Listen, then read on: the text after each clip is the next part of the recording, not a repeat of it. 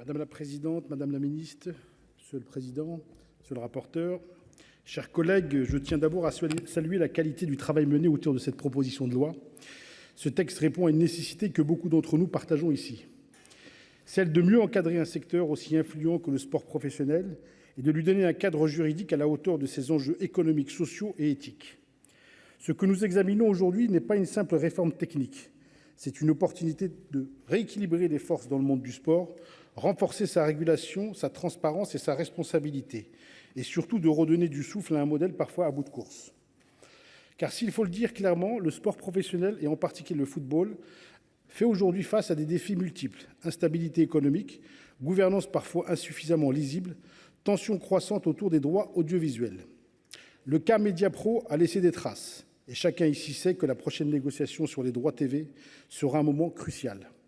Sur tous ces aspects, la proposition de loi marque des avancées avec un meilleur encadrement de la gestion des ligues professionnelles, un recentrage des fédérations dans le pilotage global, des garde-fous contre les conflits d'intérêts et les excès de rémunération, une transparence accrue à travers le contrôle de la Cour des comptes et une ouverture timide mais bienvenue à l'égard des supporters et des territoires.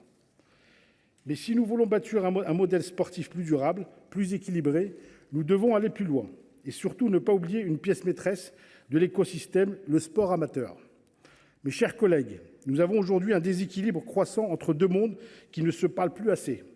Celui du haut niveau de l'exposition médiatique et de la performance et celui des clubs de quartier, des éducateurs, des bénévoles qui forment au quotidien les champions de demain. Je le dis avec conviction, nous ne pourrons pas repenser le sport professionnel sans associer plus étroitement celles et ceux qui tiennent le sport sur nos territoires. C'est dans cet esprit que nous avons déposé avec les membres du groupe RDSE plusieurs amendements visant à renforcer l'équilibre de cette proposition de loi. Nous proposerons à la fin de la multipropriété des exigences supplémentaires pour protéger l'intégrité du joueur et enfin donner les moyens aux ministres de tutelle de contrôler les flux des capitaux étrangers sur nos territoires. Pour ma part, j'ai souhaité que cette réforme n'oublie pas les clubs amateurs ni les milliers de bénévoles qui font vivre le sport dans nos territoires. Je me félicite que le gouvernement ait repris à son compte ma proposition de soutenir les clubs amateurs par l'intermédiaire des fédérations. J'espère, madame la ministre, que vous lui apporterez un avis favorable. Le sport est un outil d'émancipation, de cohésion, de santé, d'éducation. Il est aussi un formidable levier d'intégration sociale, notamment dans les territoires comme la Seine-Saint-Denis que j'ai l'honneur de représenter. Dans ces territoires, le sport ne se résume pas à un spectacle du week-end. Le rôle des clubs amateurs est essentiel. Il est temps de le reconnaître à sa juste valeur. Enfin, je tiens à remercier l'ensemble des acteurs du monde sportif, professionnels comme amateurs, qui chaque jour s'engagent avec passion.